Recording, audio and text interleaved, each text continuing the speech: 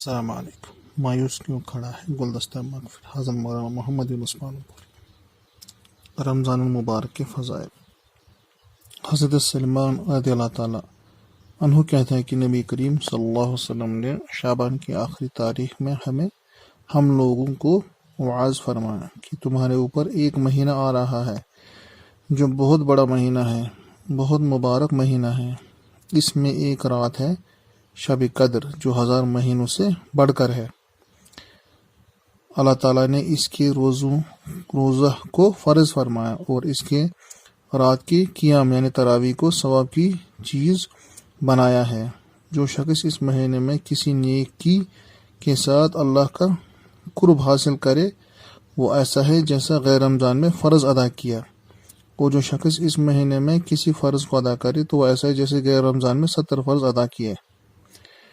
یہ مہینہ صبر کا ہے اور صبر کا بدلہ جنت ہے، اور یہ مہینہ لوگوں کی غمخواری کرنے کا ہے۔ اس مہینے میں مومن کا رزق بڑھا دیا جاتا ہے۔ جو شخص کسی روزہ دار کا روزہ افطار کرائے تو وہ اس کے لیے گناہوں کے معاف ہونے اور آگ سے خلاصی کا سبب ہوگا، اور روزہ دار کے ثواب کے مانند اس کو ثواب ملے گا، مگر اس روزے دار کے ثواب سے کچھ کم نہیں کیا جائے گا۔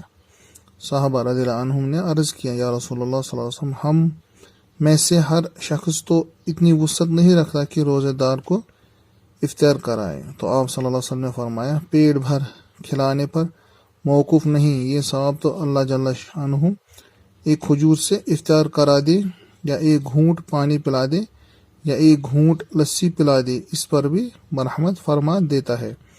یہ ایسا مہینہ ہے کہ اس کا اول حصہ اللہ کی رحمت، درمیانی حصہ اللہ کی مغفرت اور آخری حصہ آگ سے آزادی ہے۔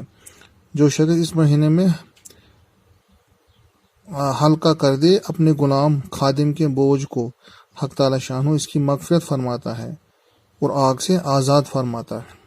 اور 4 چیزوں کی اس میں کثرت رکھا کرو، جن میں سے 2 چیزیں اللہ کی رضا کے واسطے ہے، اور 2 چیزیں ایسی ہیں جن سے تمہیں چارہ کار نہیں۔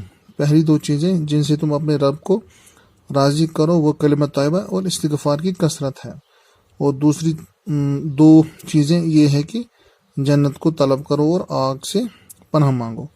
جو شخص کسی روزے دار کو پانی پلائے تو حق تعالی قیامت کے دن میرے حوض صلی اللہ علیہ وسلم میرے حوض سے اس کو ایسا پانی پلائے گا جس کے بعد جنت میں داخل ہونے تک پیاس نہیں لگے گی۔